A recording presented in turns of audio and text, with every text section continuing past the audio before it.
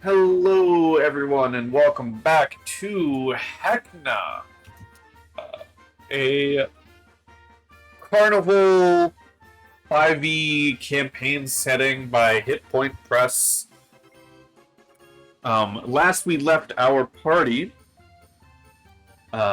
they went to the Lost and Found after a lovely little level up. Found the proprietor, the owner, a Kenku by the name of Locke, who sells lost and found items. You lose it, you can find it there, and if you want it, you gotta pay red tickets.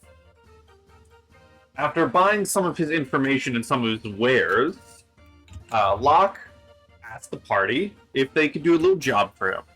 That job involved taking a package and bringing it to Conrad over at the petting zoo. The party was successfully able to deliver the package, where Conrad in turn said, "Hey, bring this back to Locke, he'll know you succeeded, and you'll get paid," as well as directing you towards a specific figurehead of the Revelia. A security guard, question mark, or bruiser, bouncer, whatever you will, whatever you want to call someone who's rough and tumble and keeps everyone else in check, figure by the name of Sean Smith, who is the leader of one of the four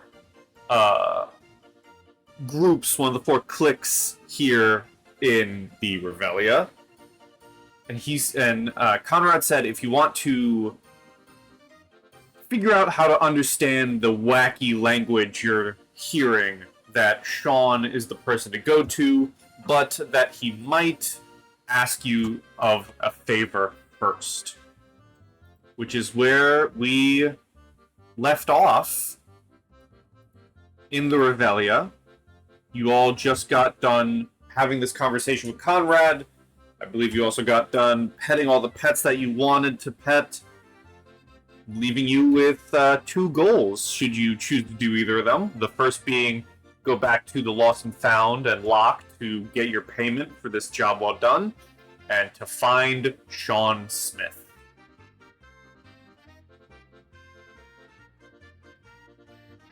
Take it away.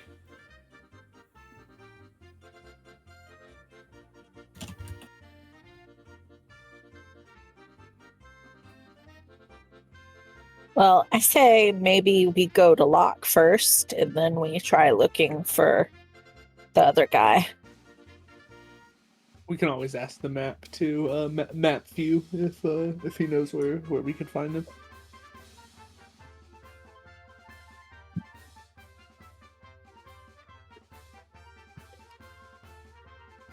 Good old Mathew.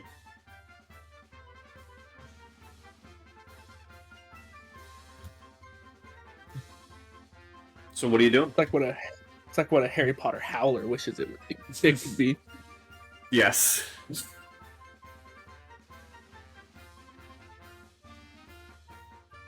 I'm fine with going to Locke first. Did we say we don't know where he is? Or do we know where Locke is?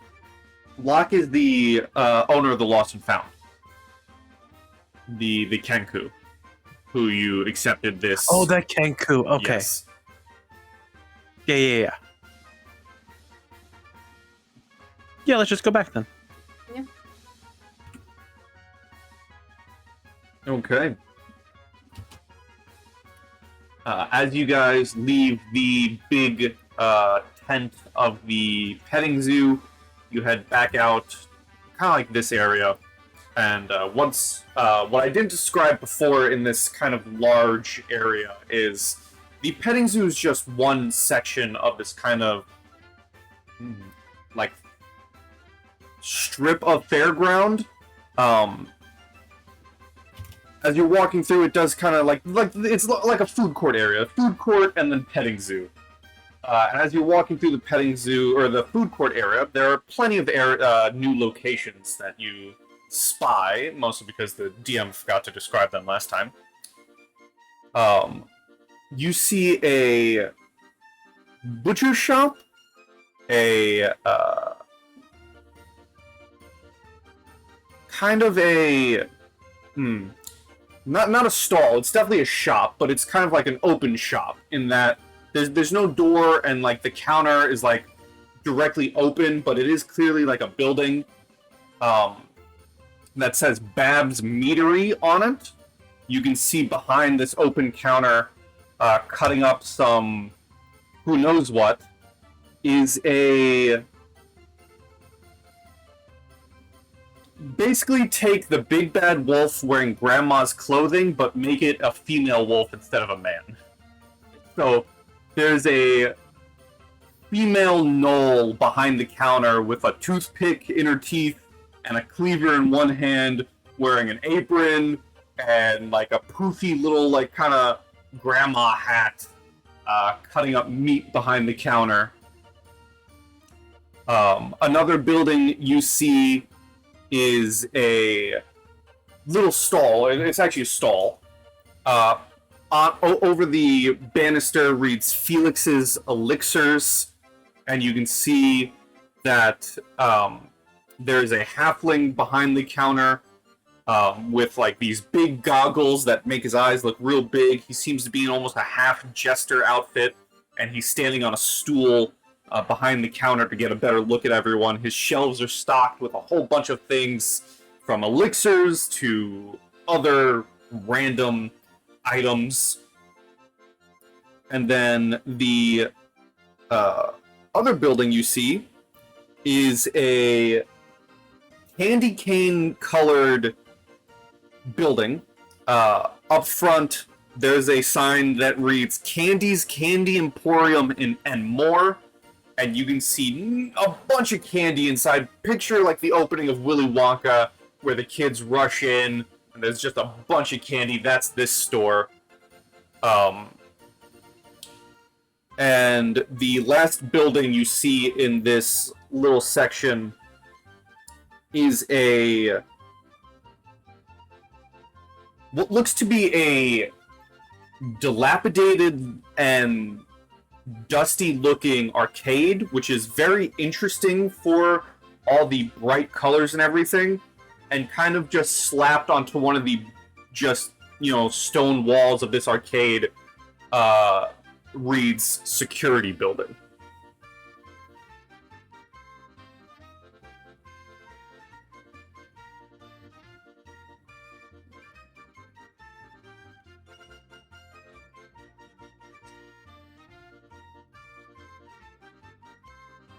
Anything the group would like to do, or you're just going right to lock still? I kind of want to go look at the candy. Kreg definitely gets distracted by the arcade.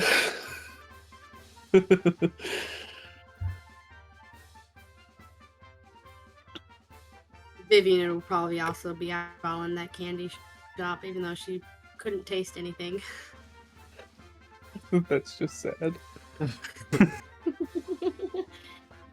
How about Callimar?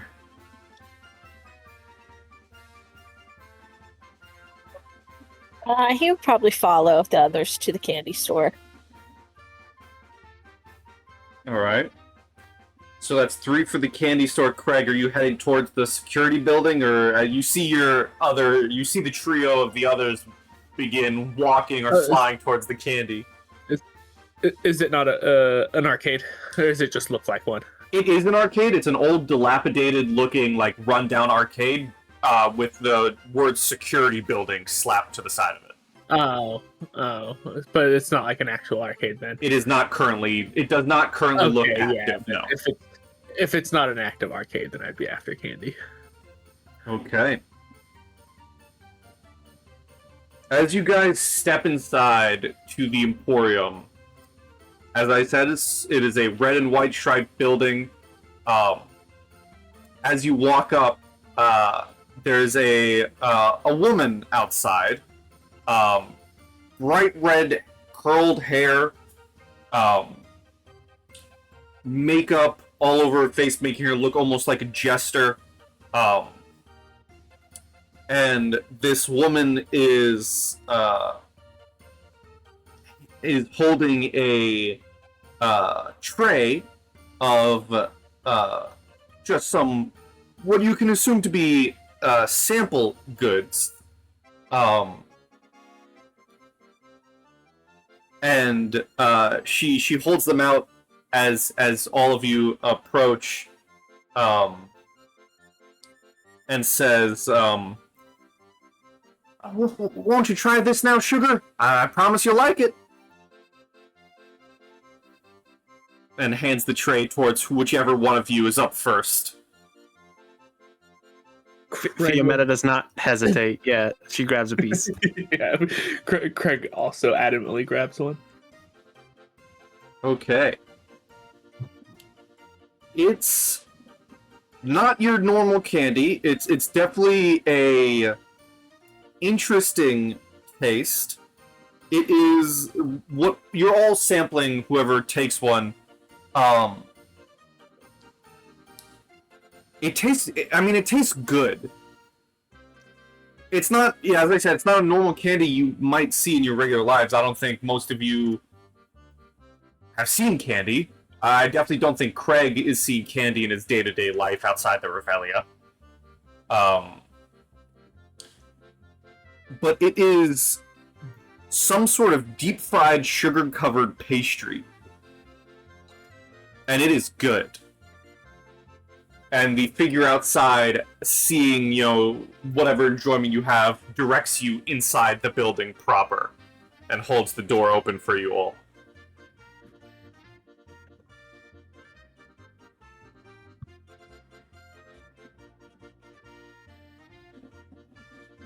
If there's more of this stuff inside, I'm definitely going in here. And I run through the door. Fiammetta goes inside without, no inhibition. Yeah. Candy. Mm-hmm. Alright, everyone's going in for candy. Another sad note, but anything that Vivien grabs and acts like she's gonna eat, she'll just stare at it for a long time because it looks pretty, and she'll hand it to Mathew and asks him what it tastes like. He will, as you hand it to him and he eats it, he describes it in the most blandest way possible, as if you just handed this to someone without taste buds. He's describing it to you in like, yes, this is certainly a flavor, Vivien.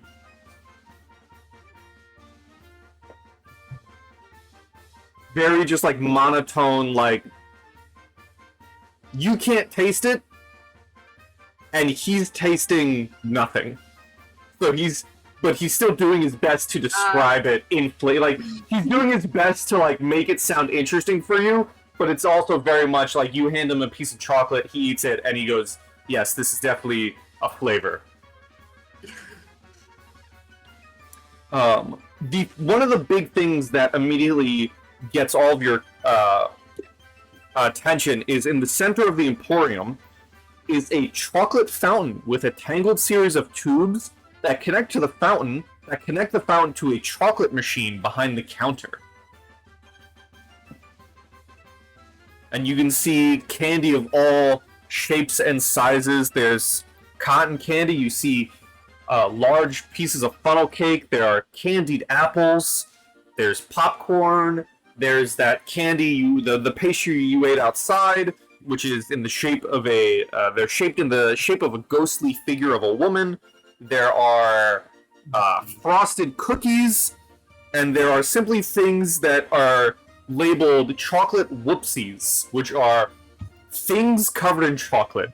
You don't know what they are, but each of them are random shape. Okay, I really want to bite into a whoopsie. Do they have prices on them? They do. Chocolate whoopsies are 5 red tickets each. They're so expensive.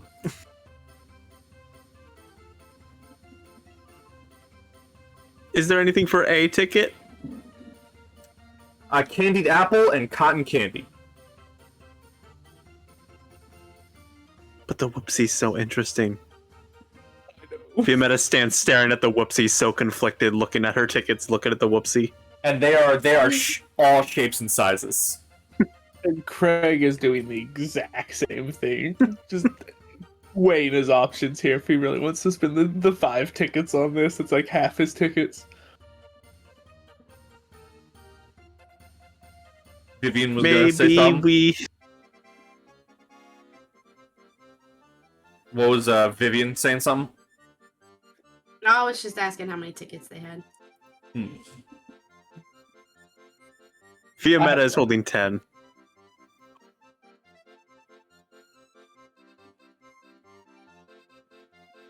Maybe we go halvesies on a whoopsie? I Vivien would go will have- halvesies on a whoopsie. On a whoopsie. Or threesies on it. It's cheaper that way. The kid can't eat it anyways. It's still only splitting it 2 ways. Yeah, Vivien will just stare at it for a really long whisper time to- and just give it to somebody.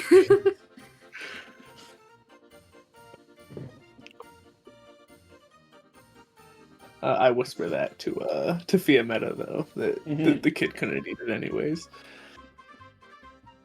Well, yeah, let's each put in 2 then, and then she can only she'll put in 1 if she wants to. Try it?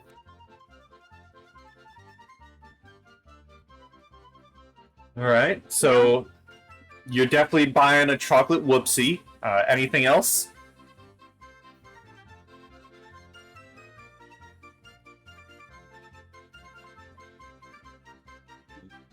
Just to get my ticket counted. Oh well, no. Assessment 2. Never mind. What are the prices of the other things? Sorry. The cotton candy and candied apple are 1 ticket. The funnel cake, popcorn, and circus cookies are 3. The pastries you ate are 2, and the chocolate whoopsies are 5.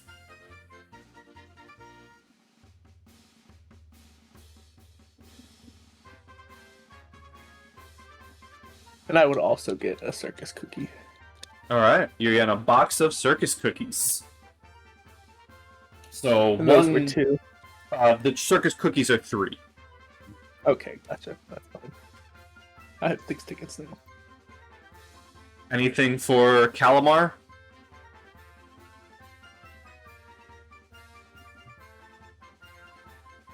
I don't believe I have any tickets at this point in time. Oh no, did you give your tickets to... I think you gave your tickets away, didn't you? To someone else to buy something, I right? think we bought something, and then I think for Fiammetta to get the thing of endless water, I had a few Right. tickets.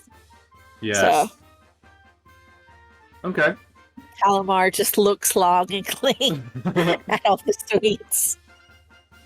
Vivien will Can I also tell use which some- one Callimar's staring at? Probably like cotton candy. Knowing that she still has to pay back a decent amount of tickets, she'll see where she's staring and go grab a thing of cotton candy and bring it over to Callimar. Thank I you. still owe Fred. you some, but it's a start. Thank you. I appreciate it. Okay. So, that is 1 ticket for the cotton candy. It sounds like you were going threesies on the chocolate whoopsies, so 2 from Fiammetta, 2 from Kreg, and 1 from Vivien. And then 3 from Kreg for the circus cookies.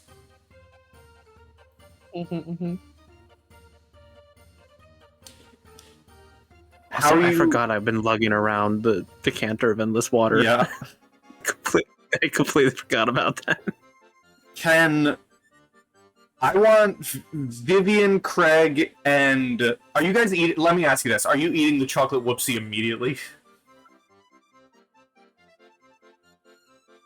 Once you buy it, which, fun fact, the same woman who offered you the samples outside is the person working the desk as well. They are the shop owner. I mean, I'd want to eat the chocolate whoopsies right away. Yeah. Vivien Alright. wants to stare at it for a while. Okay, so then Kreg and Fiammetta, can both of you roll me a D100, please? Yes. As you split the chocolate whoopsie.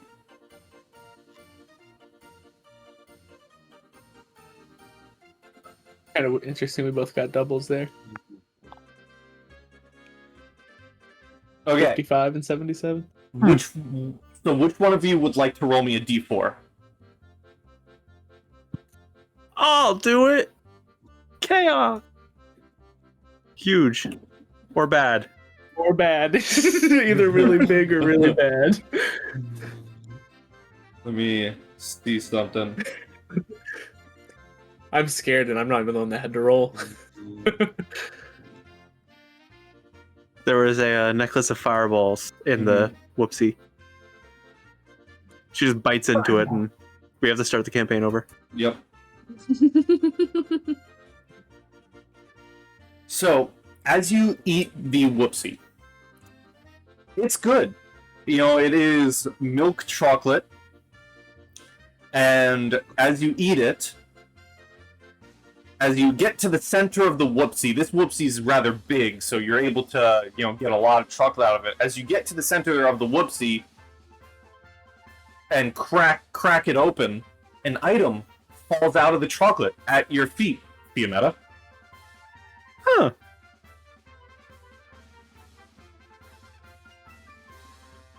She's very startled. Gonna stare at it before she touches it. It looks like a tiny little chocolate-covered booklet. She'll pick it up and stare at it, and then start licking it off, trying to read it. As you lick off the chocolate still stuck to the little booklet, and for you, Kreg, you're eating the other half of the whoopsie. It's just chocolate. As you lick off the rest of the chocolate, you see written or stamped onto the front of the book are the words "ticket booklet." Oh?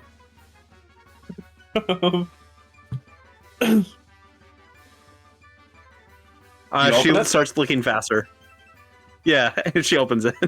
As you open it and begin flipping through the various pages, inside the ticket booklet are 25 red tickets. Oh!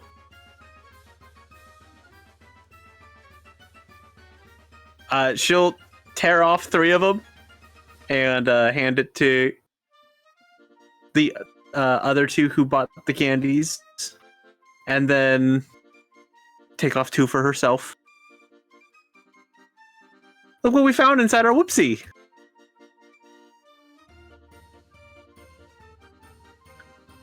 A book? It's tickets. Ticket book. Yeah. And then just walk over and hand the rest of the book to Callimar, because she still owes him tickets. So, what is I that? don't think you Right. owed me this many, small friend. I don't remember how many it was, but it was all that I had. So, right? It was 20, right? How many, or 10? See, How many was it? I remember it cost you like however many you ended up having, and I think I gave you like all that I had, but I don't remember exactly what those numbers were.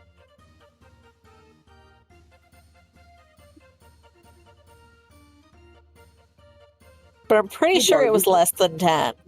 No one takes out a loan without a little interest.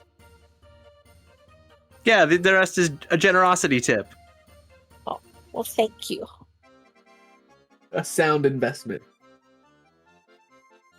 So, That's why you always bet on your friends.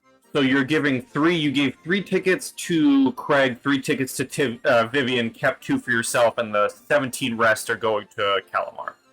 Is that correct? I want to just be 1 for Vivien to like cover the cost of the ticket. Because that's all it was. He was just like, yeah, so reimbursing covered the cost of the oopsie, which was 5, and then the other 20 back. Yeah. Okay.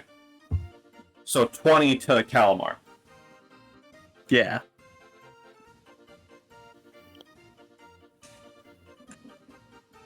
Gotcha.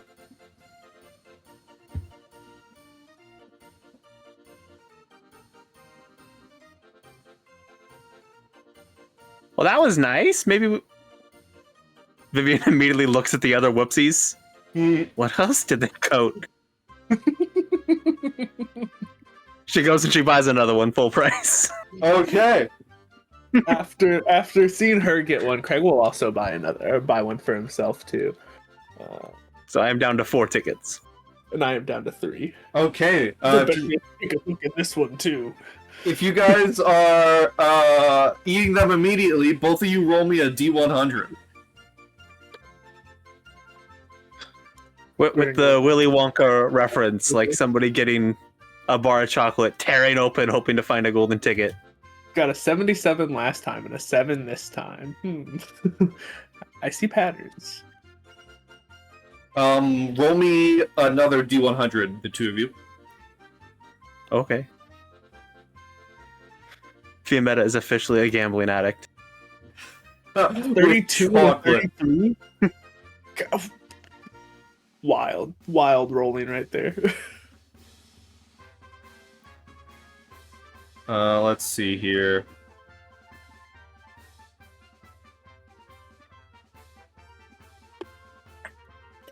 Just looking at something real quick.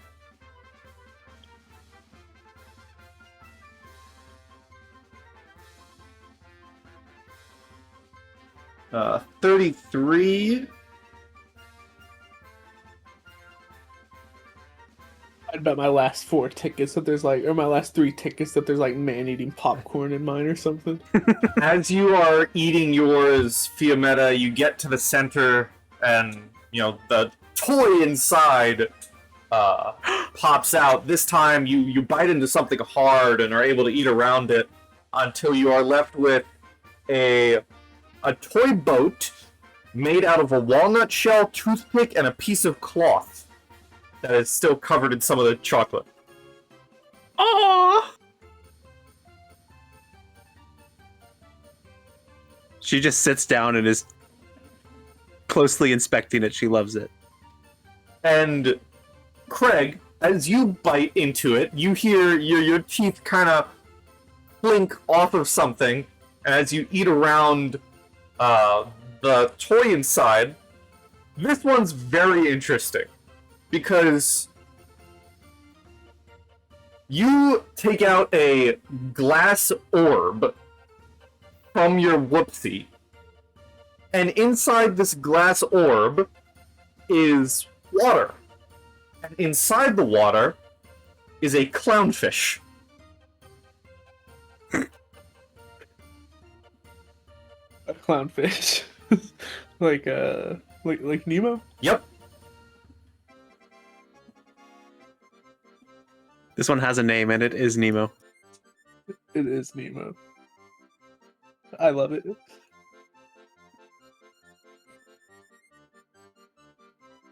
I will hand Nemo to Vivien, though, to play with. Vivien will take the fish and be mesmerized.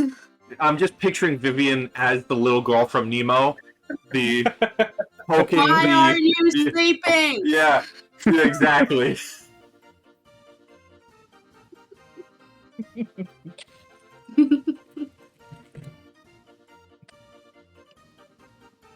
Exactly.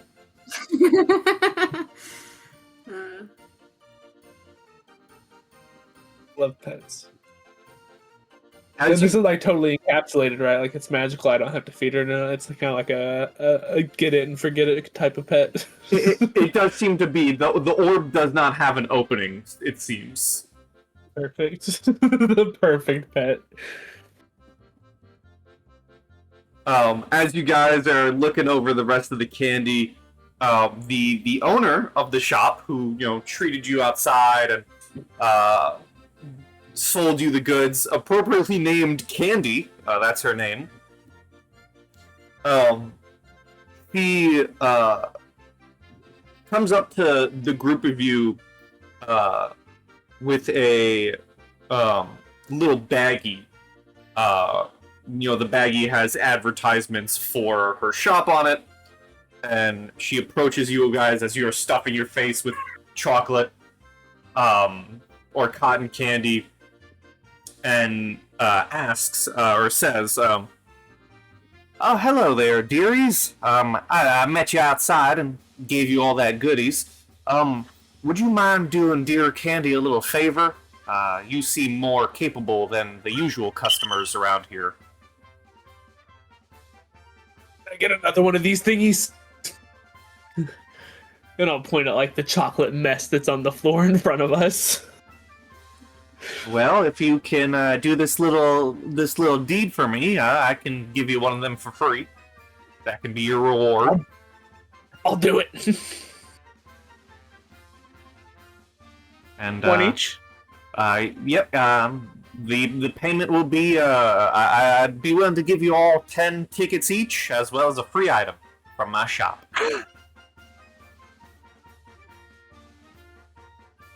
So what do you say? Best job I've ever had. Let's do it. Well, it looks like the two of them are in. How about you lot? And she looks towards Vivien and Callimar. Sure, I'm in for more tickets. Yeah. Well, that's just wonderful to hear. Now, if you take this, and she hands whoever the baggie, probably Kreg, and says, if you don't mind delivering this to good old Gertrude, who you all remember to be the ghost, the old grandma ghost from the hostel, who is keeping Scooter accidentally hostage. If you can deliver these to her, she's been collecting ingredients. I've been collecting ingredients for her, and no, that's wrong. She's been collecting ingredients for me. I'm sorry, and I've been giving her these wonderments as payment. We've even named them after her. I'd go myself, but I'm worried that what the other proprietors around here would do if I left the Emporium unattended. If you can get to Gertrude's Grove, she's just outside the Revelia gates, not too far ways into the forest.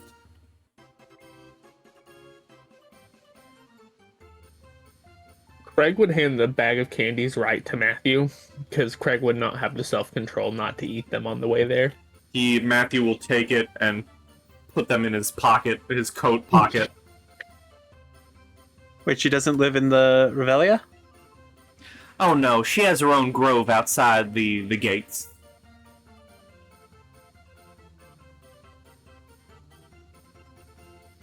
I mean, it's still technically in the Revelia because it's like under the dome, right? Yes. Oh. I thought she meant outside the barrier. I was so confused. Yeah. Inside the dome that is preventing you from all leaving, but outside the actual gates down here. Got it. Okay.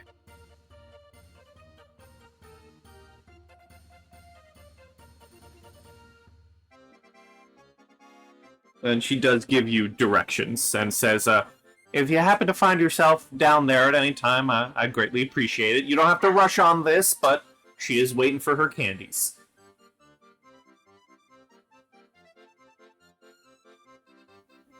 Okay. Thank you. Fiammetta's back to staring at her boat. Thank you again. And as she walks back outside with, she gets a new tray of sample candies, and as she walks past, she pats Vivien on the head and then walks back outside. will grab a sample off the tray as she walks by. Of course.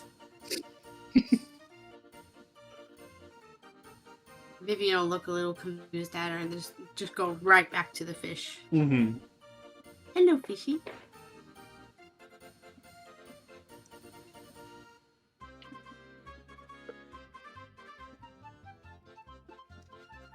So now you have 3 objectives. Maybe 4 objectives. The 4th one being buy all the candy you can, but three questline objectives. Buy those things till you tell us there isn't any more of them. You think people would like walking around the circus more? I feel like most of the jobs people want is us taking somewhere and putting it somewhere else. It's like they're all scared to go outside. Maybe they're not allowed to leave their Well, I get not wanting to get robbed. There's a lot of really nice stuff in here. It's probably more than that. It's probably more along the lines of like maybe they're being forced to work here. You know what I mean? Like we can't leave. We're just fucking guests. There's a conspiracy. I'm just pointing out some obvious happenings.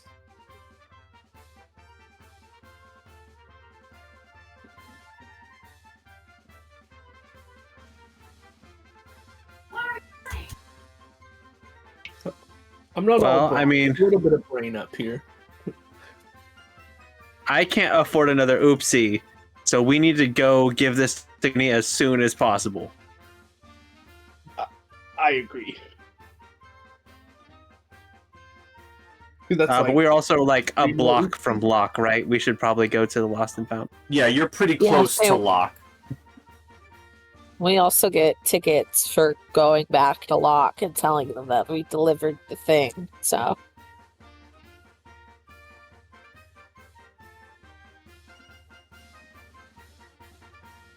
That is true. Lock we go. On to more oopsies. Okay. 10. Does somebody want Vivien's chocolate that she has before we leave? She'll offer it to anybody. I'm just picturing Kreg snatching it up. Mm-hmm. It's like, okay, I'm done looking at this now. As you guys are walking back towards Lock, can everyone roll me a perception, please? And I'll also roll one for Mathew.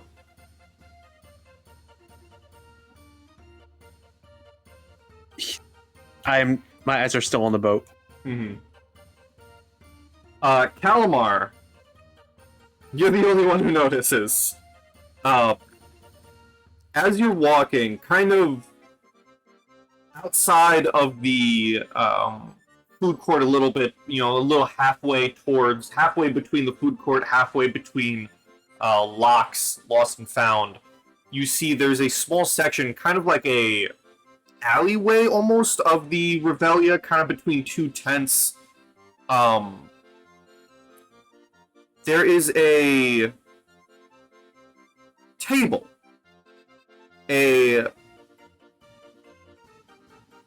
just like a table with a bunch of items on it, and kind of hammered into the ground is a sign that reads "Souvenir Shop." And you can see a hunched figure behind this table, kind of waiting.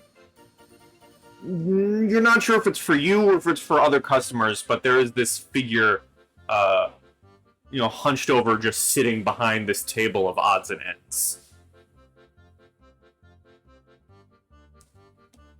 This is kind of random and off topic, but I just now noticed I like that your little profile thing down there is still Big Bear. Thank you. If you're watching this and you aren't watching the other campaign we're playing, also you should watch that too. #ad. Go watch Starfinder. Fly free or die. Shameless plug here. But yes, Callimar, you're the only one who spies this through the crowds of people. This hunched over figure at a table that reads souvenir shop. Callimar kind of stops and then looks in that direction. It's like, ooh, souvenir shop. Do we want to stop or do we want to like circle back?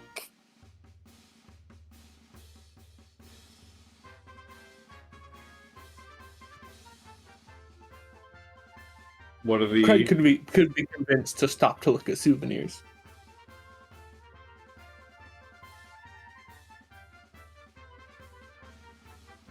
How about Fiammetta and Vivien? Fiammetta, huh? Oh, yes. Sorry, this boat is really well made. Yeah.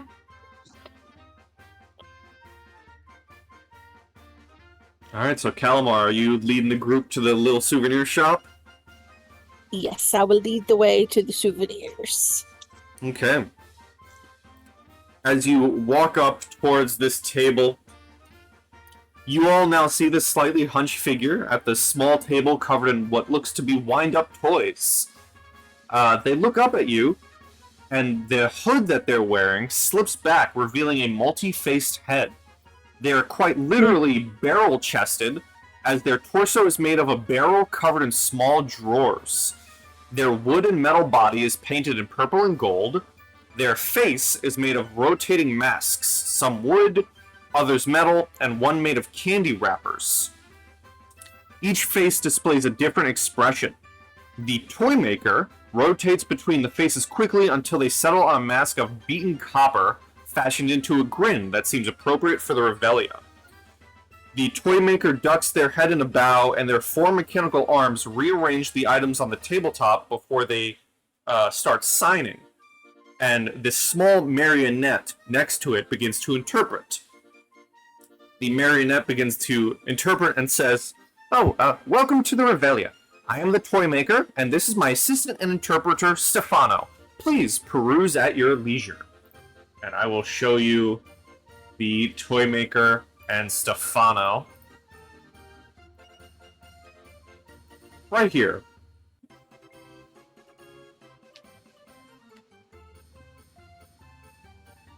I actually really like this. This looks really nice. That's I really like cute. Yeah.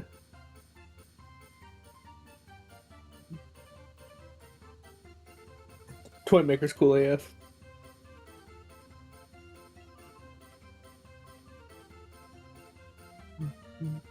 And there are various objects on the table for you to peruse. There's a stuffed amalgamation, so the cross breeds that you saw in the petting zoo, there are stuffed versions of them. There are paper masks that resemble Heckna's own masks. There are collectible memorabilia, some plates, mugs, bowls, and other commemorative items. There are t-shirts. There's something called a cardboard box with red lettering that says "Grow Your Own Schnozzling Kit." And there are little action figures that are labeled Myrmidon action figure and Snout action figure. One of them seems to be an action figure of this large, just red clown nose, and the other seems to be an action figure of a large bug-like creature.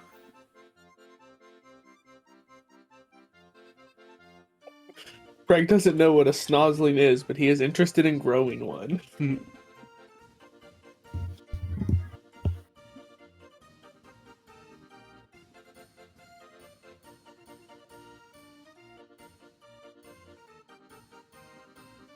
As you look at the box, there is a price tag on it that says 8 tickets. I will put it back down quickly.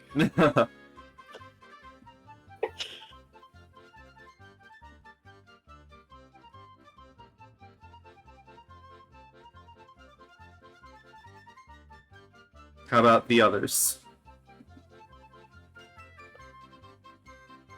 Well, we'll be back soon, right? For a snozzling, you're dang right.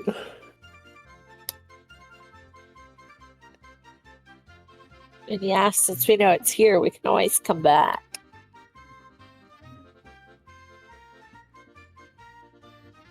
Putting that down in my notes, just snozzling.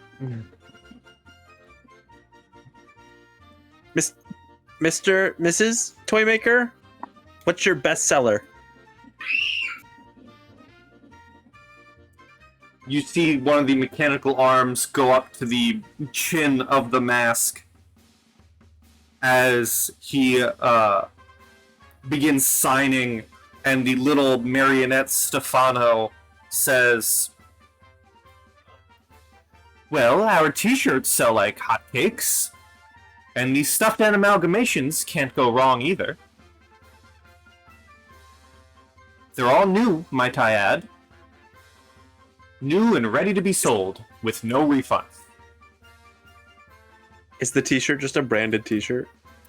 It is a red t-shirt that has a sad clown on it that reads, "I went to the Revelia and all I got was poisoned."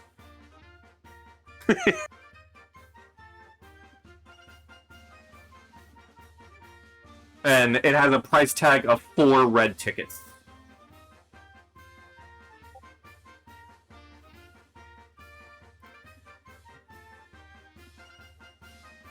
Fiammetta is very tempted to buy the t-shirt now.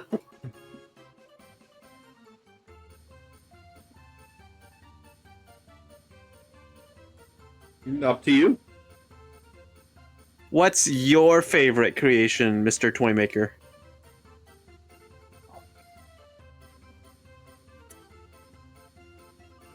He signs, and Stefano pipes up again and says,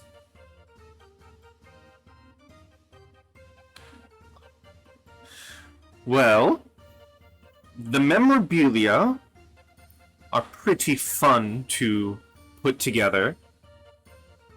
I do like the paper masks. They remind me of my own. My favorite piece of souvenir is whatever yours is."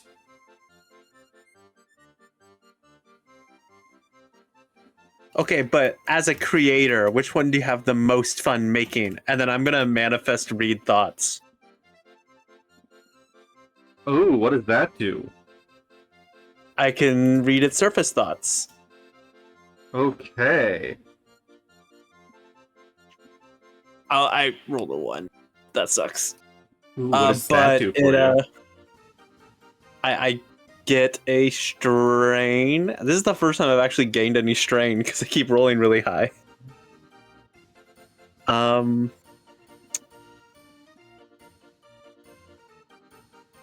what's that? Just like a headache?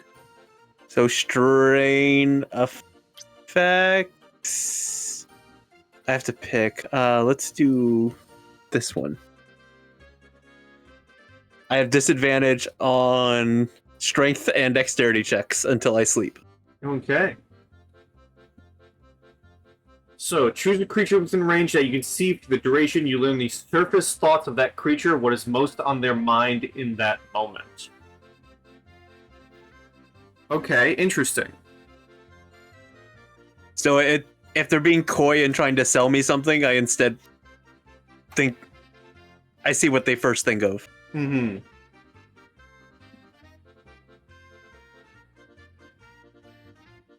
So, the very interesting thing is, as you get the surface thoughts, what is most immediately on the mind of the toy maker isn't their favorite toy or their favorite creation.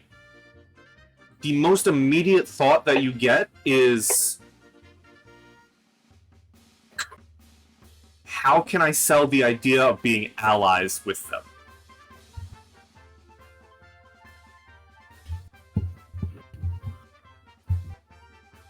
Okay, and I want to hear what they respond before I say anything. They respond with a They start signing again, and Stefano answers what is the one creation you're proud of? And Stefano answers that it is himself, Stefano.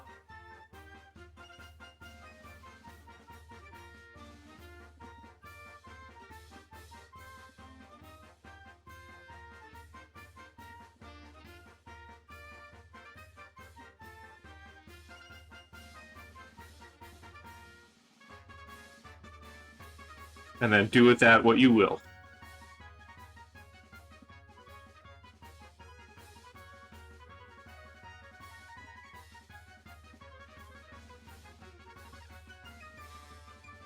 Is there anything that Vivien or Callimar might look over? Or are you all waiting for Fiammetta? I deeply Vivien, apologize. My Vivien. kid just fell. I will be back. You're okay.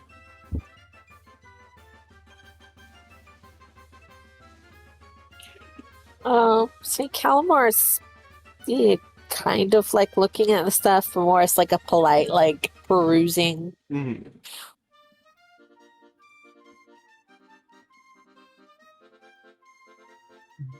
Anything from Vivien?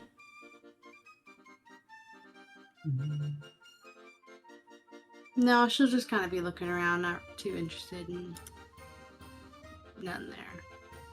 More Fair focused on enough. her fish. Yeah, more focused on the little fish in the orb. All right, fair enough. Still What do you think tapping of on the this thing, glass. little fishy? While we wait for Austin and Fiammetta to be ready to continue, not knowing how long that will be, we'll just we're gonna take a little break and then be back when they are back and ready. So we're gonna take a little break here, see what happens next.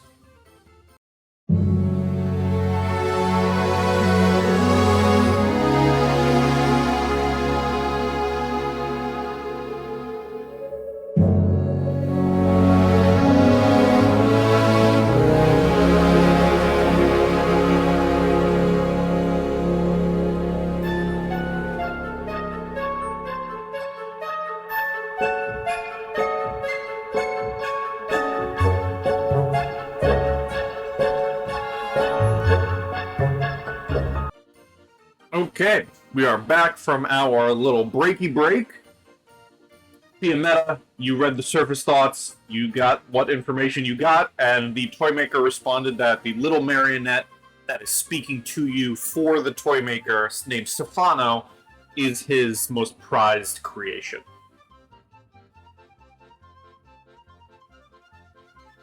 Stefan, aren't you the cutest thing? He kind of like does a little bow and nods his head.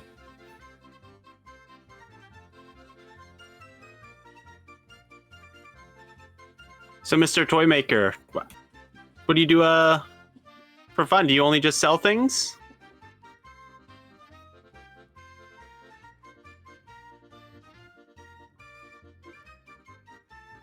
He begins signing to Stefano, who responds with, "Well, my skill lies in the whirring of cogs and the mechanics of machinery. Most of the Revelia here runs on my creations. I create, and I sell, and I enjoy it."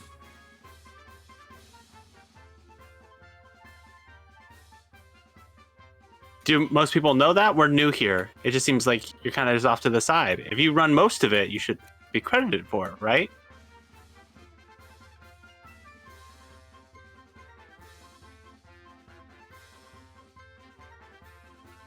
Begins signing once more, and Stefano responds with, "Well, all is under Heckna's orders, of course. What I may run is Heckna's creations."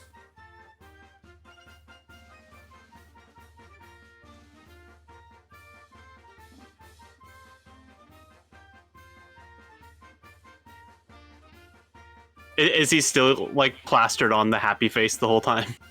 Yeah, that same... it's safe to assume this is the marketable face. Yeah.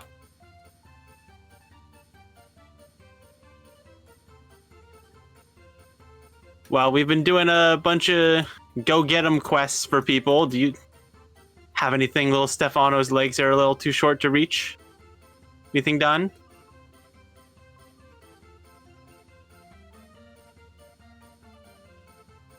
He takes a moment before signing something to Stefano.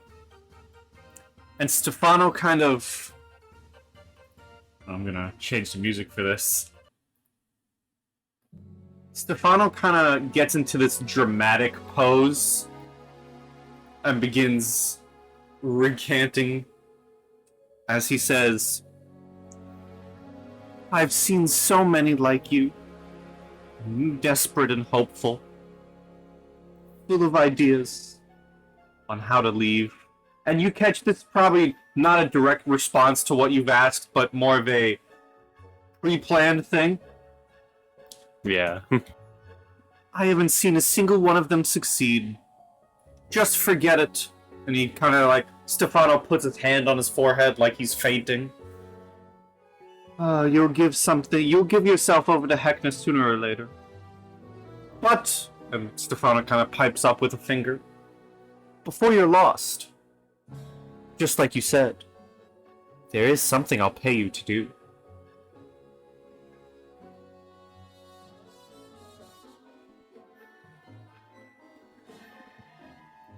And that is... Signs, Stefano watches and responds back. But not before the toy maker presents a little token in its hand towards Stefano, who grabs it and then hands it to you. This token needs to be delivered to a certain someone. That certain someone is Pinky. And you have all met Pinky before. She was the jester who wheeled up to you on the unicycle and who gave you Mathew at the very beginning. I can give you 25 tickets to hand her the token and report back anything she says. If you agree, talk to Locke once the token has been delivered to Pinky. He has a way to contact me instantly, and I will know the task has been accomplished.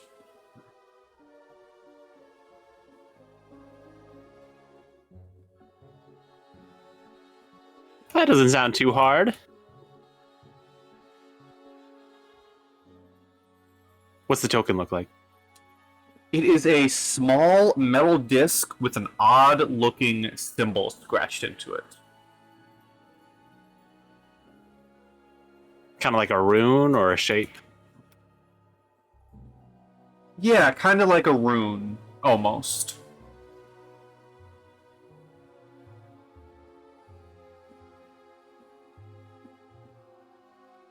Well, Mr. Toymaker, consider us your allies in this little quest, little adventure. Both him and Stefano simultaneously kind of bow their heads towards you.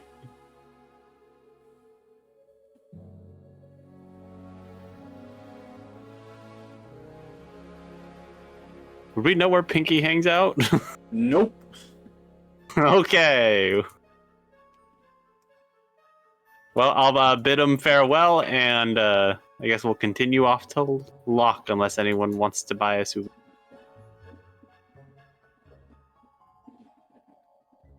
Unless anyone's changed their minds, I think the answer was no souvenirs.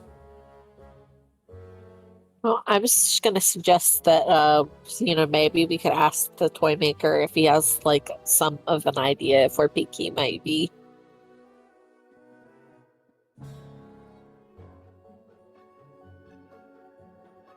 Yeah, that'd be a good lead.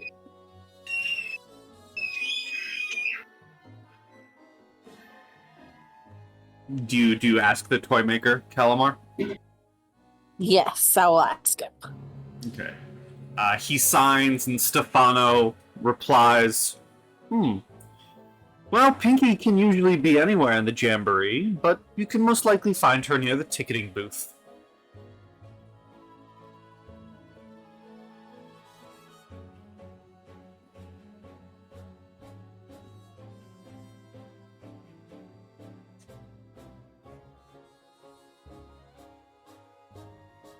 Where's that on the map?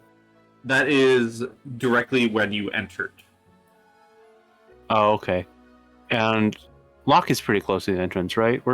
Lock is in terms of this map, Lock is the closest quote unquote quest to you. Right. Which side of the Revelia are we on? You guys are on the right side. Okay.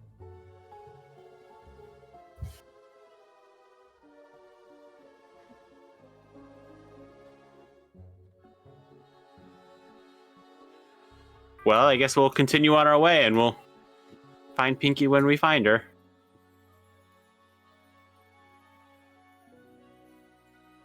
Okay.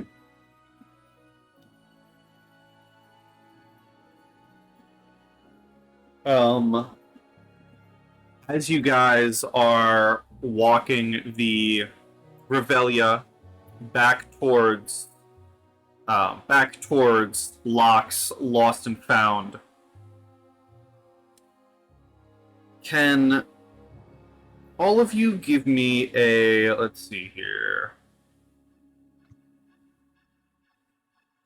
Can all of you give me a... Actually, what's everyone's passive perception? I don't need anything. I just need your passive perception.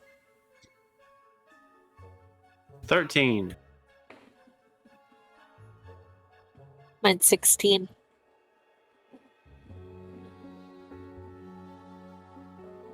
How about Vivien I and don't Kreg? know where's that at? Passive perception is right underneath your skills. It says passive wisdom perception. Oh, I see. 10. 12. Alright. So, Callimar, once again, you're the only one who notices. You see what looks to be a child wearing a Halloween mask and like a cape. A rather rotund-looking child. Seemingly... let me see something here. I need to see something.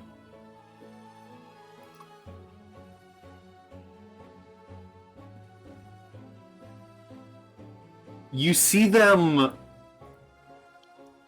jump up towards the flying Fiammetta, who doesn't notice it,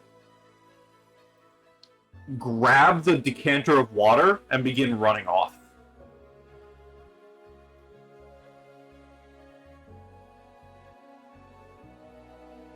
I will follow after the child.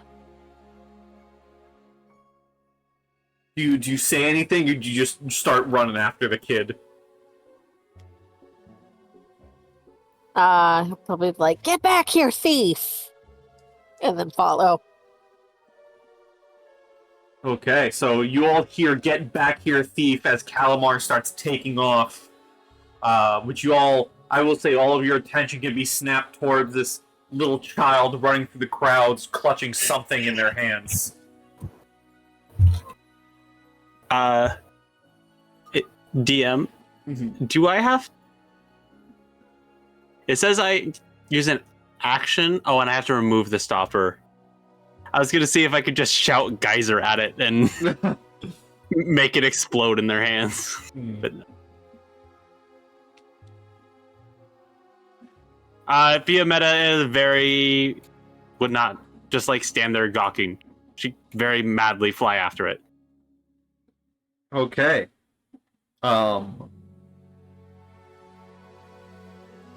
Everyone, actually, Callimar and Fiammetta.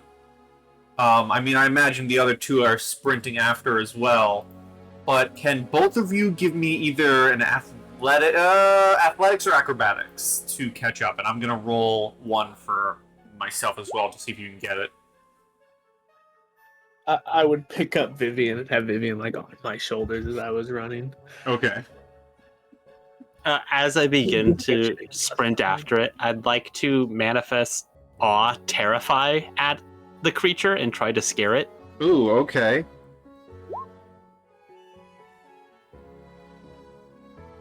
Unless it's immune. 1 second. I need to do something real quick.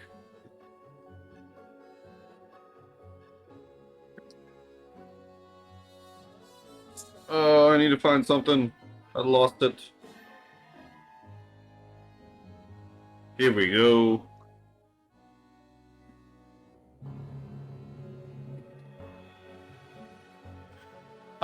What is that? That is a wisdom save. It is a wisdom save. Wisdom DC save. 15. DC 15, you say? You make a you create a psionic energy to one creature you can see within range, taking on a terrifying visage in their mind for that duration. Terrifying. The target sees you in a nightmarish form, must succeed on a wisdom saving throw, or become frightened of you for the duration. So you do see them start quaking in their boots as they're running. And you are able to catch... It doesn't slow them down, but... Okay, you are able to catch up to them, so I'm going to set up a map real quick.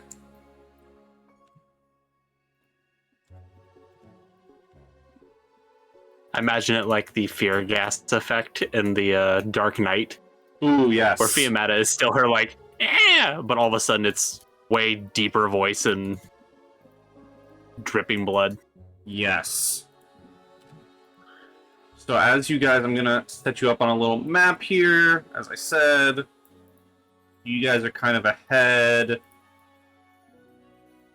And as you kind of round a corner towards this child, you see halfway between you and them, kind of coming out from behind two other tents, are two other of these children, as if they were waiting in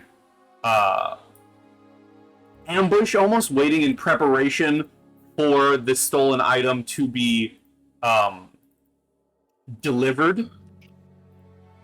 I just need to set something before I change maps,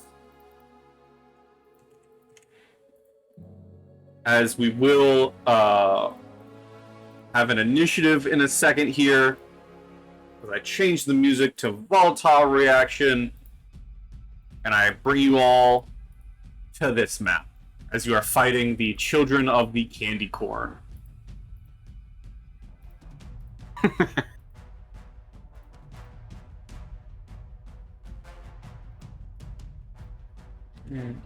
What the crap? Okay, my tokens are being so weird.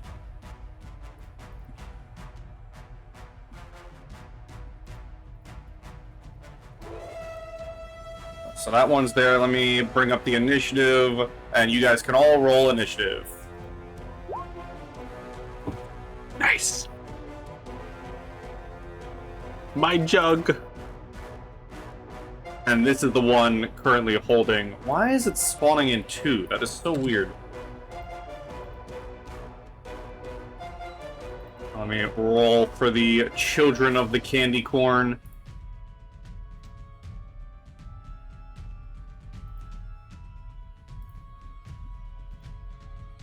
I don't know why my tokens are broken. This is so weird.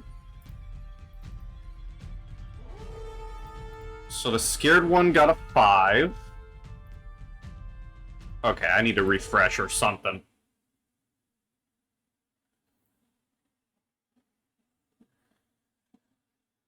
They're not even on the map. What's happening? My tokens are all broken.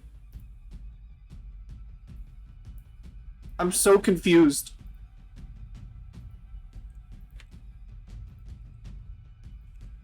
Oh, no, that's not what I wanted. I think he was, like, here. Okay. This guy got a 5. Here we go. Just copy. This one was, like, right here. I think I had this one right here.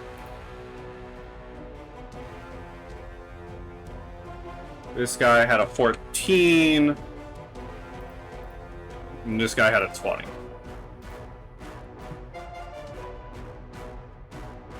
Fiammetta, you are up first.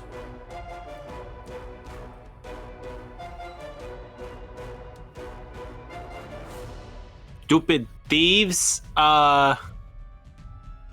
She's gonna manifest her. His name is so dorky. Flame on, and out of her little staff lamp, going to flick a little piece of that flame at the closest one. Okay. A ranged power attack. A 15 to hit. That hits. The 7 fire damage. 7 fire damage. Okay. Anything else? She's just gonna raise into the air a bit, see if there's any more hiding around. Give me a perception. So, oh, sure. As 21. you rise up and begin looking at the the surroundings, just imagine there are circus tents in between this battle map. Yeah. You do not see any others lying in wait. It seems it was just this tricky trio. Okay. But she stops about 15, 20 feet above Callimar's head. Okay. This child of the candy corn is going to rush in 5, 10, 15, 20, 25, 30. And Callimar, it's going to go for your shins. Does a 22 hit you? Unfortunately. Okay. You are going to take 9 points of bludgeoning damage as they go for your shins. Oof. As a Callimar's not looking so good. And it is your turn. Alright. I'll put my damage on my sheet too.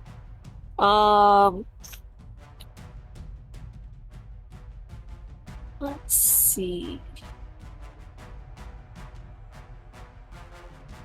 I don't really have any cool stuff. Just looking at my spells, I'm like, I don't really have much of anything. I guess the one that came at me, I'm just gonna stab it with my dagger Okay. for that thing.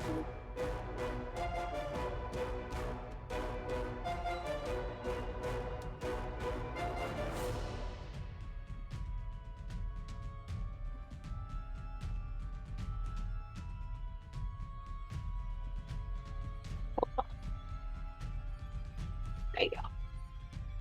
That will hit for 3 points of piercing. Yay! Let's see if I have what I can do for bonus action. No,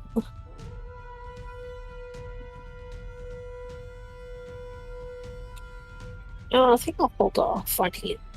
No, screw it. I'll go ahead on bonus action healing word myself. All right.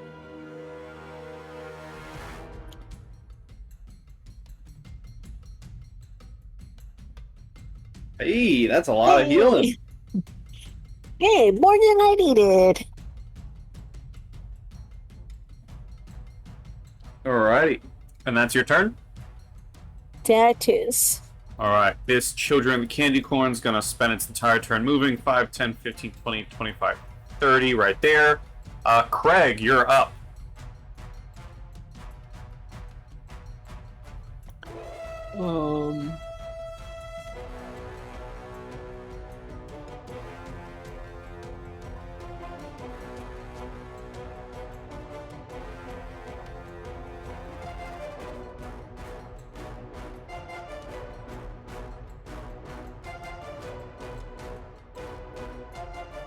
What you doing?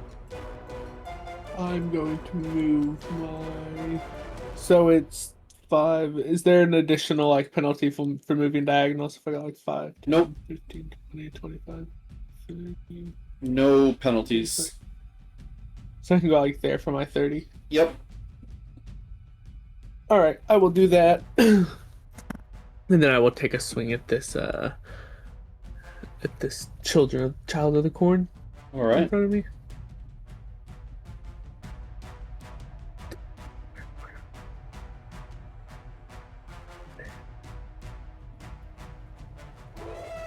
A 5 will unfortunately miss. Mm-hmm.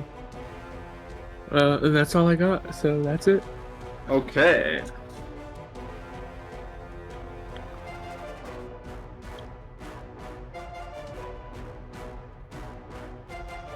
How long does your terrifying power work for, Fiammetta?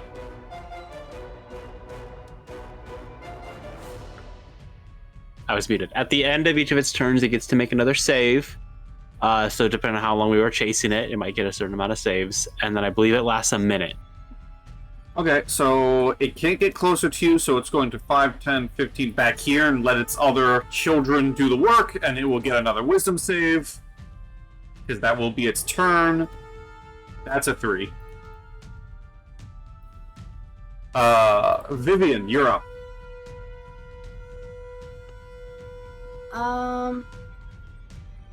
Vivien will run up to however close she needs to be in order to throw Ice Knife.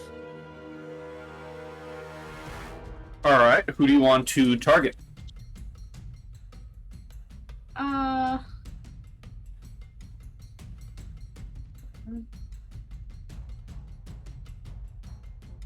Not the closest one standing to Kreg, but this other one standing up here. This one? Yes. All I right. don't remember how to. Cast your Ice Knife. All right. So DC. Let me do that. So DC major range spell attack against the target on a hit. The target takes 1d12 piercing damage. On a miss, the shard explodes. All right. Let me roll a d20 plus 4.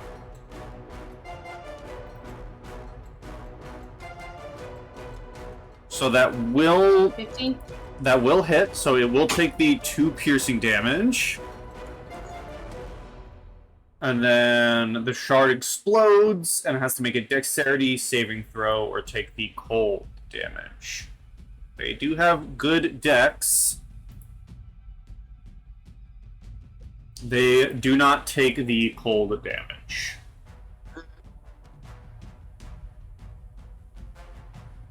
That's all I got.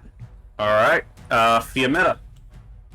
I will be right back. My next turn, I'm just gonna move and swing the sword if I have to, or swing the sword if I'm not back. Understood.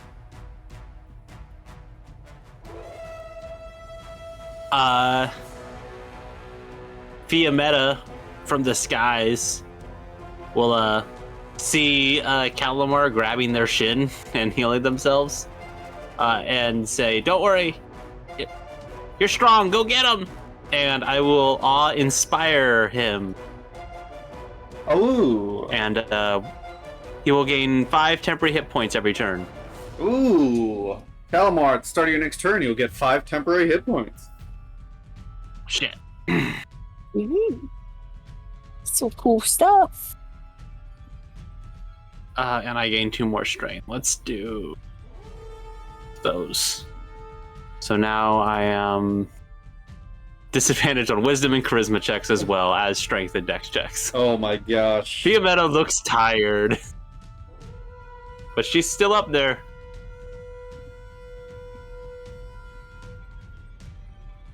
Alright, is that your turn? That is my turn. Okay. This children of the candy corn is going to try and target, is actually going to try and grab Kreg. Let me look at Craig's armor class. It's going to try and latch on, which misses.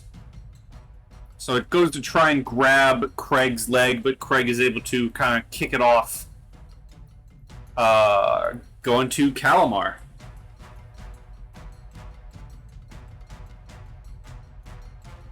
Alright.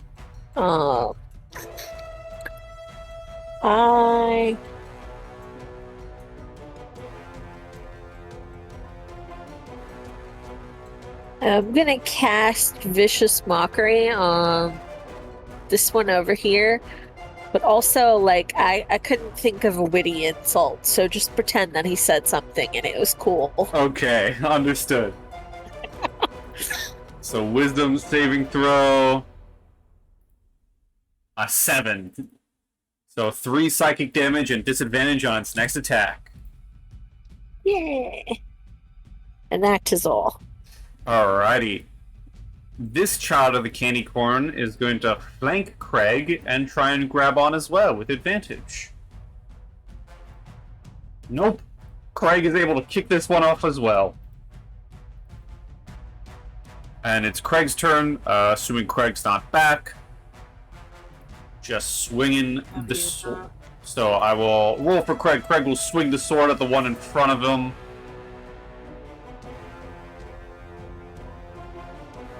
One-handed, which will hit. And deal 2 slashing damage. This child of the candy corn is going to stay where it is, and wisdom save to not be feared. It is no longer feared, but that is its turn. And Vivien, your turn.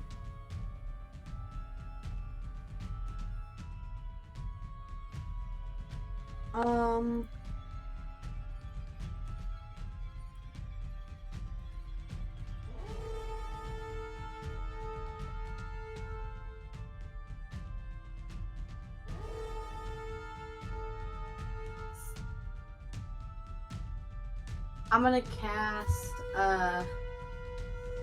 this on my staff. Alright, as a bonus action. Yes. And then I'm gonna come up to this candy person, or candy kid right here. And smack it with your club or quarterstaff. Yes. That will hit. So instead of so you can use your spellcasting ability instead of strength for the attack and damage. So that is a 1d8 plus 4. So roll a d8 plus 4.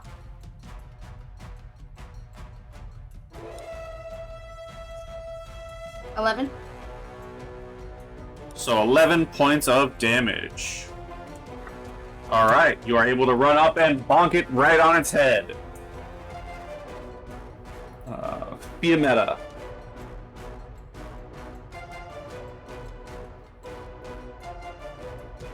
So unless I want to risk dying, I am done casting fancy spells. More flame-ons. Which one? Which one looks more... Which one is holding my jug? That is the one she's aiming at. This one. Okay. She'll fly over the group and fly a bit around it and chuck it at its head. Okay. With a 9 to hit. That will miss. Woof. Anything else? She is, yeah,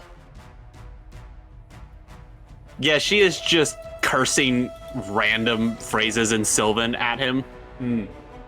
Just, she sounds feral. She doesn't like being robbed. Love it. Alright. This child of the candy corn again is going to try and grab Kreg at advantage.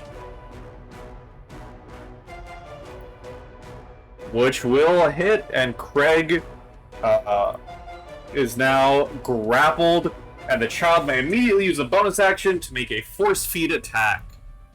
Huh? Oh yes. So it's still an attack. It does have advantage because of pack tactics.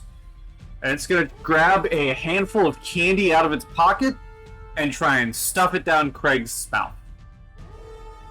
Which hits. So,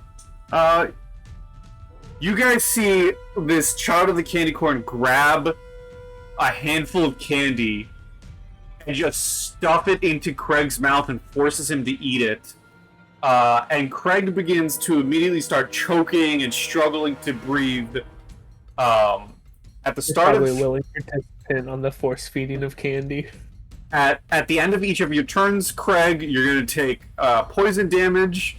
To end the effect, you can use an action to attempt a Constitution check to spit up the candy, or someone else can attempt a medicine check to cause you to cough it up. So you're not going to take any damage yet. Okay. Callimar, you see this little child in this Halloween mask grab Kreg and force candy into his mouth as he begins to choke and cough. Strong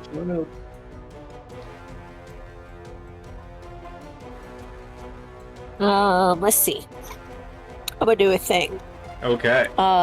So on the one that's force feeding Kreg the candy, I would like to cast Dissonant Whispers on it. Okay. Wisdom save. 2. So 4 psychic damage. And it has to use its full movement to run away 5, 10. Which means, Callimar, Kreg, both of you get an opportunity attack if you so wish. Yes. Yeah. As it lets go of you. There's no disadvantage to you swinging despite the choking of candy. Yeah. Both of you miss. Oh, sad. Anything else, Callimar? Nope, that's all I got. Okay, this child of the candy corn is going to take the opportunity to try and go for Kreg's shins. I got strong shins. 23. Not that not that strong. 4 points of bludgeoning damage. And it is your turn. You can use a constitution check, a constitution save to spit up the candy, or you can see how much the damage does and keep fighting.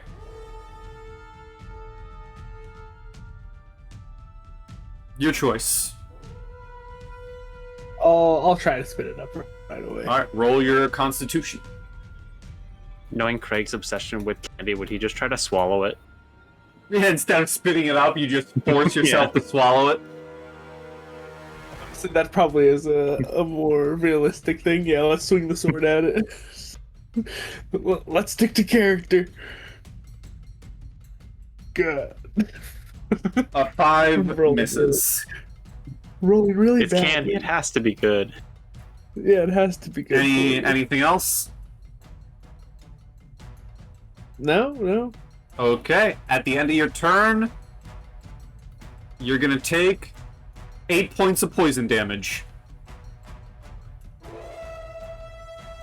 Which, now that your taste buds fine. come into check, this is rancid candy. This is candy gone bad. This child of the candy corn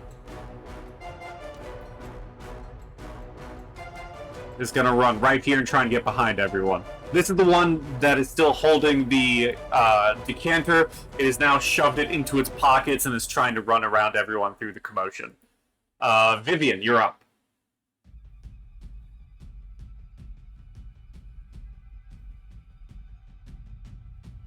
Oh, sorry. Vivien's gonna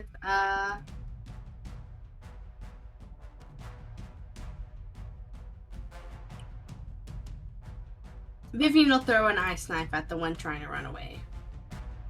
The one behind you or the one in front? Behind. The one Okay. with the jug running.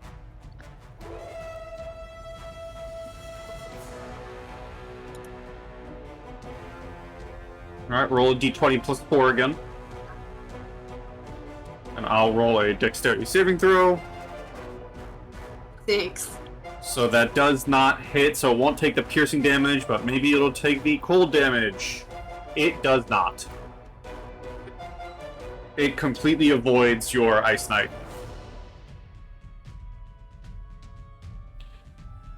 Fiammetta. Screaming more obscenities is gonna fly down 20 feet and 10 feet over to try to cut it off. Okay. I don't think I can fully reach, but is gonna try to smack it in the back of its head with her flaming staff using a melee version of her flame one with a 10 to hit. That misses. She's still screaming obscenities. These rolls, man. This child of the candy corn is just going to spend its full turn to run here. Callimar.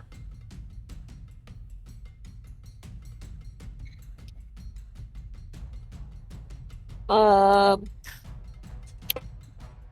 think I'm just gonna go over a little bit, and so I could stab that child of the candy corn. Okay.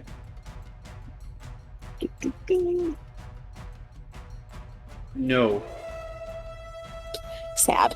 I failed miserably. Who would have thought kids are so hard to stab? Sorry. This child of the candy corn is going to try and go for Kreg's. Actually, going to go try and go for Vivien's shins. Those are harder to hit. There's less of them. That's a 21. Vivien, you're going to take 7 points of bludgeoning damage. Kreg, you're up.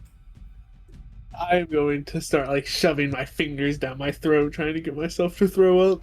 Alright, give me the Constitution. You are able to spit up the candy, but that is your action to do so. Can I use my action surge? Oh, action. Fucking words. Action surge. Yeah.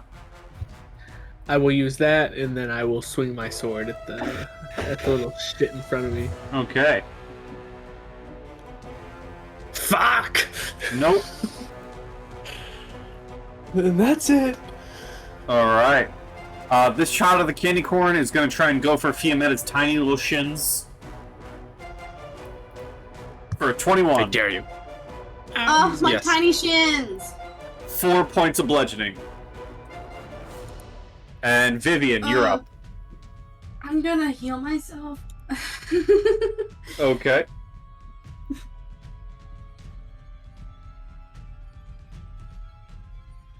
Wait, did it hit me or Vivien? Because it was next to me. I think I said Fiammetta. Oh, did you? Yeah. Oh, my bad.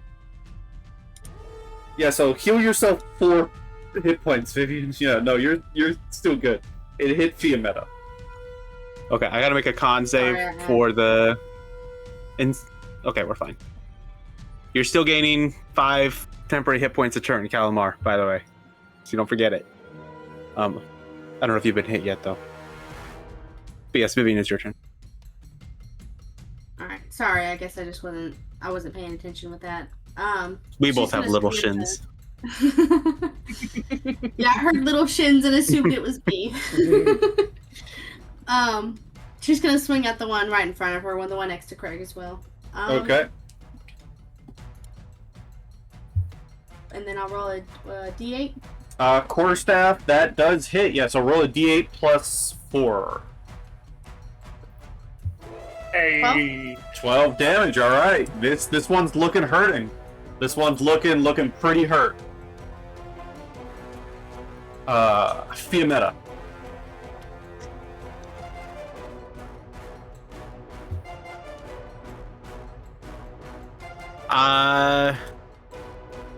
It didn't try to run. I'm gonna smack it.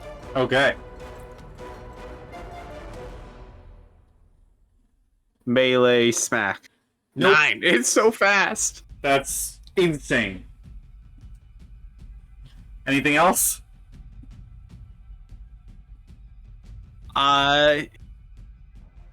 It's got big pockets. This jug's like 2 feet long. Can I see? Is it like sticking out anywhere? Yeah, it's definitely like jammed into one of their pockets.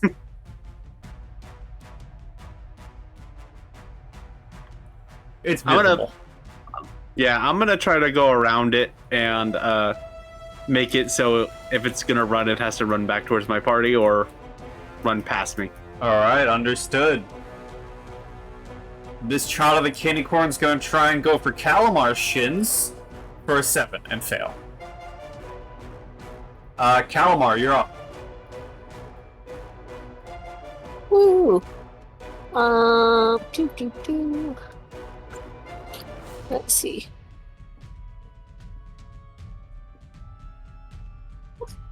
I'm sorry. I'll be right back again. You know the thing, attack you on my turn. I think. No, I'm just gonna stab it. Just stab the one in front of me.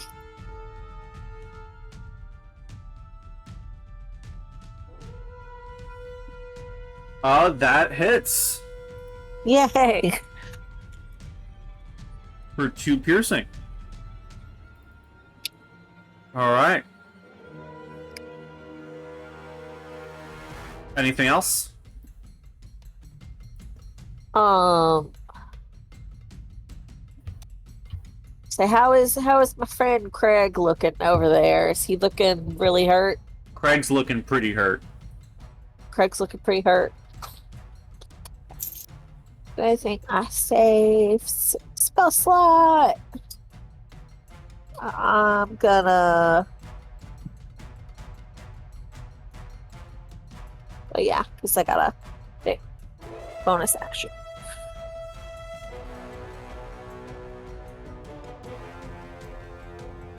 I'm seeing if this one is touch or if the other one's okay. Cure wounds is touch. I always get them mixed up. Yeah, healing word is the ranged one. Yeah, okay. Let me healing word on Kreg.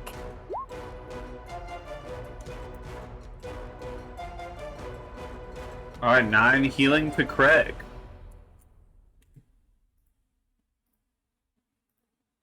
That is all the things I can do. All right, this child of the candy corn is going to use its action to disengage, and then use its bonus action to try and hide around the corner.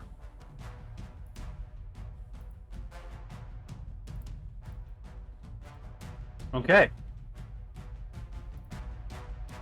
So, despite trying to hide, anyone who's paying attention sees this child of the candy corn run around like the corner of a tent and try and like bundle itself up and hide, but you can very clearly still see it.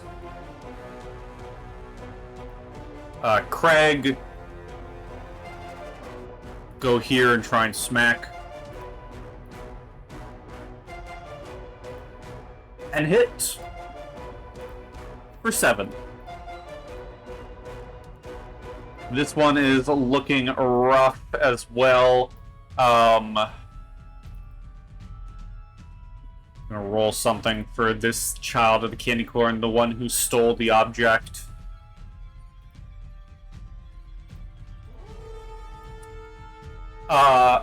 Fiammetta, you see the child of the candy corn look at the one who starts running away, looks at the one that the others are currently beating up, and it shouts something that you don't understand. It's kind of like a mix of common, like, garbled together, and it grabs the decanter out of its pack, drops it on the ground, and then disengages to run away from you. Okay. And then also tries to hide very poorly. So you can see both of these children of the candy corn doing their poorest attempt to hide. Vivien.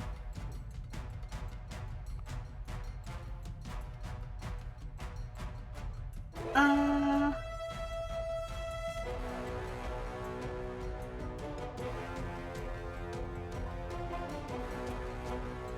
don't know if she wants to attack one of the ones that are hiding or not.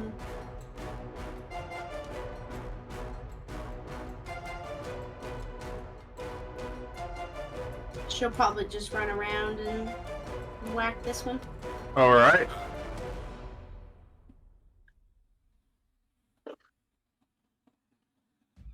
That'll hit. D8. 9. 9 points of damage. This one is looking very, very rough. Fiammetta.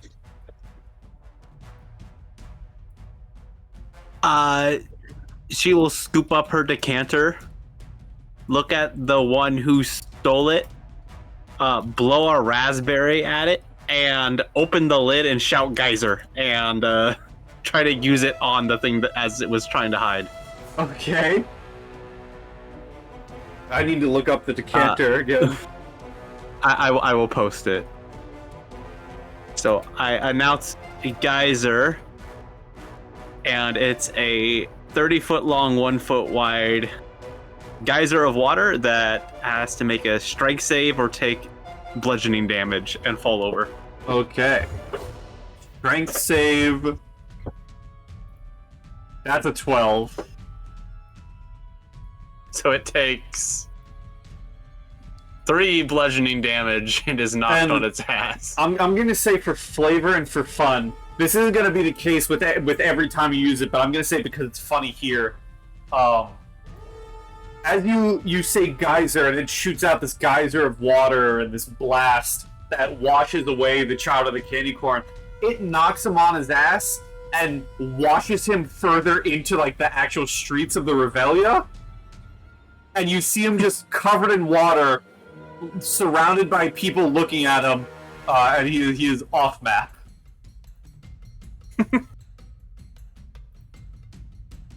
I need to use this more often. But that is my action and bonus action, so I am... Alright, this one will also disengage. She does, like, turn with the eyes of, who's next? This other one will disengage and try and hide. Hiding very poorly. They do all seem to be running away from you all. If you decide to keep chase, let me know. Otherwise, they do run away. Callimar.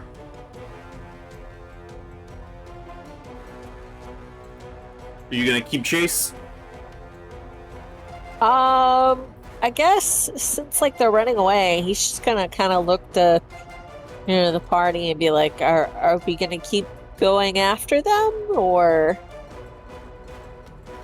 I don't feel like killing kids. That's fair. Back We knife got the water thieves! jug back. They probably learned their lesson. Is Fiammetta keeping chase? Not wanting to run away from the party, she's gonna keep lobbing fireballs at people, but is otherwise just yelling obscenities in all directions because she doesn't know who to chase. Okay, roll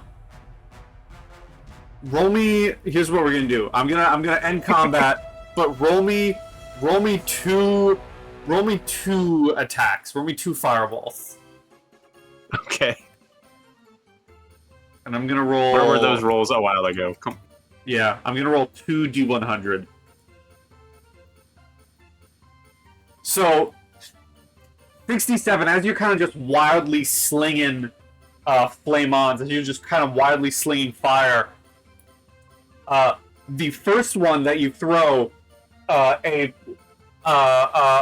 Revelia enjoyer with a head of with a bundle of cotton candy. Well, suddenly the cotton candy's no more, as it is suddenly ignited and bursts into flames.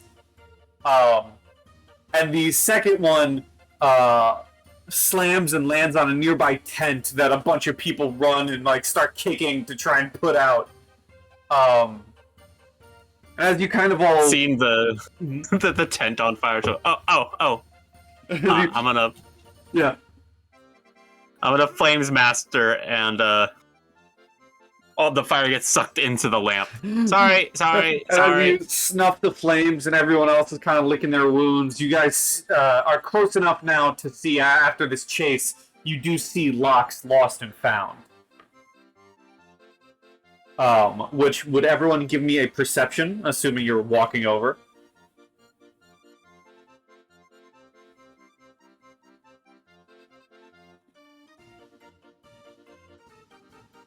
Callimar with perceptions. Both Callimar and Fiammetta, both of you guys see as you're, kind of rubbing your wounds and heading towards Locks. You see the 3 children of the candy corn are seemingly doing the same thing. They are reeling from their wounds, like rubbing their butts. The one who got geysered is rubbing his ass from the pain of falling down. Callimar and Fiammetta, as you see them kind of licking their wounds and walking towards Locks, you do notice that from they are all wearing masks, but they're definitely not children as you know them. They definitely have protruding, sharp, monstrous teeth from behind the mouth of their masks. They're definitely monsters. And you see that through the trio of little monstrous children walk towards like a side door as Locke opens it and lets them inside.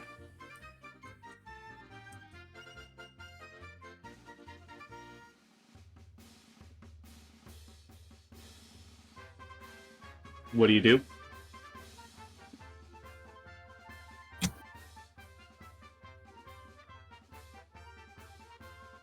Locke lets them in.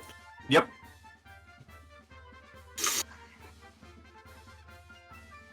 Fiammetta is shooting daggers at the door to Locke's and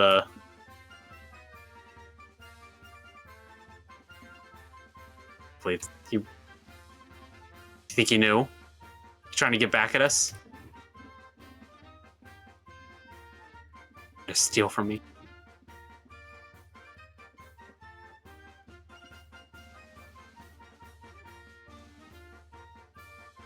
Do you point it out to the others?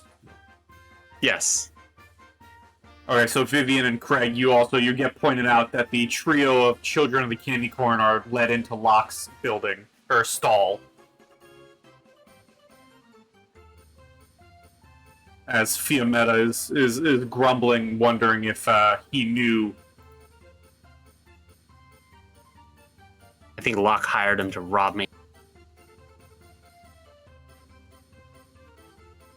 Maybe. Very targeted attack.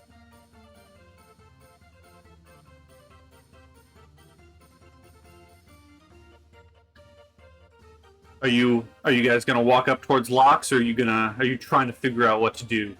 Are you planning, or are you walking?